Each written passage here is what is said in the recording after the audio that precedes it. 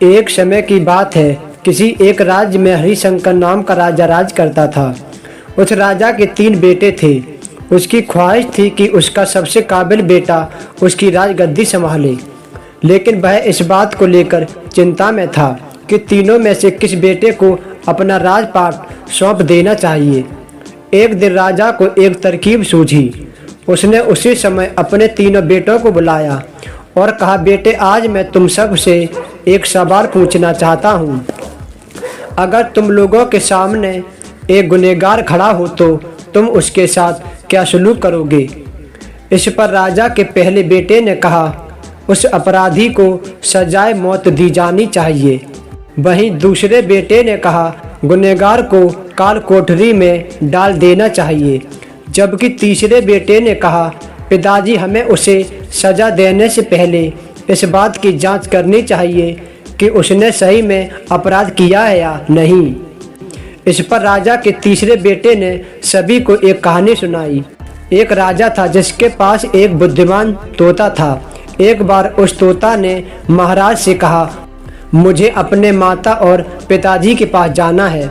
राजा ने उसकी बात नहीं मानी, लेकिन तोता ने हार नहीं मानी। वह लगातार महाराज से जिद करने लगा कि मुझे माता पिता के पास जाने दें। अंत में राजा ने तोता की बात मान ली और कहा, ठीक है, तुम अपने माता पिता से मिलकर आओ, लेकिन वहाँ ज़्यादा दिन नहीं रुकना। राजा ने तोता को केवल 5 दिन की अनुमति दी और कहा, तुम 5 दिन में अपने परिवार वालों से मिलकर लौट आना। इसके बाद तोता 5 दिन के लिए अपने माता पिता के पास चला गया। छठे दिन जब वह राजा के पास लौट रहा था तो उसने सोचा कि क्यों न वह महाराज के लिए कुछ उपहार ले लिया जाए। फिर वह पर्वत की ओर निकल पड़ा। दरअसल वह महाराज के लिए अमृत फल ले जाना चाहता था। वहां पहुंचते पहुंचते रात हो गई। तोता ने पर्वत पर पहुंचकर फल तो ले लिया, लेकिन रात हो जाने के कारण वह आगे नहीं जा सका और वहीं रुक गया। उस रात जब तोता सो रहा था तभी एक सांप वहां आ गया और उसने राजा के लिए गए अमृत फल को खाने लगा। सांप ने फल को खाया, इस कारण उस फल में जहर फैल गया था। हालांकि तोते को इस बात की भनक तक नहीं थी। अगली सुबह जब वह जागा तो फल लेकर महल की ओर चल पड़ा। जब वह महल पहुंचा तो खुशी से राजा के पास गया और कहा, महाराज, मैं आपके लिए यह अमृत फल लेकर आया हूँ। आप इसे खाएंगे तो सदा के लिए अमर हो जाएंगे। यह सुनकर राजा काफ़ी प्रसन्न हुए। उन्होंने तुरंत उस अमृत फल को खाने के लिए मांगा। इस पर एक मंत्री ने कहा, जरा रुकिए महाराज, आप इस फल को बिना जांच किए कैसे खा सकते हैं? एक बार इसे देख तो लीजिए कि तोता द्वारा लाया गया यह अमृत फल सही है या नहीं। राजा उस मंत्री की बात से सहमत हुआ और कहा कि तुरंत इस फल को एक कुत्ते को खिलाया जाए।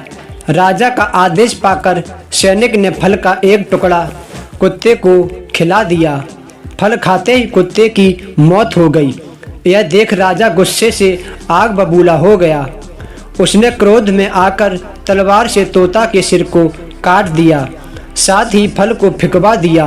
कुछ साल बाद ठीक उसी स्थान पर एक पौधा निकल आया।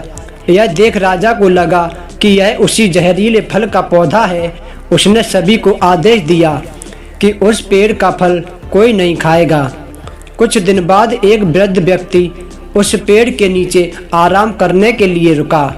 उसे भूख भी काफ़ी जोर से लगी थी। उसने उसी पेड़ से फल तोड़ा और खाने लगा। फल खाने के बाद वह बूढ़ा व्यक्ति एकदम से जवान हो गया। राजा ने जब यह देखा तो वह आश्चर्यचकित रह गया। उसे समझ आ गया कि वह फल जहरीला नहीं था। उससे बहुत बड़ी गलती हो गई। उसने बिना सच्चाई जाने तोता को मार दिया। इसे लेकर उसे काफ़ी पछतावा भी हुआ। इसके लिए वह मन ही मन खुद को कोसने लगा। इधर तीसरे राजकुमार की कहानी खत्म होने के बाद राजा हरिशंकर ने उसे ही अपना उत्तराधिकारी बना दिया।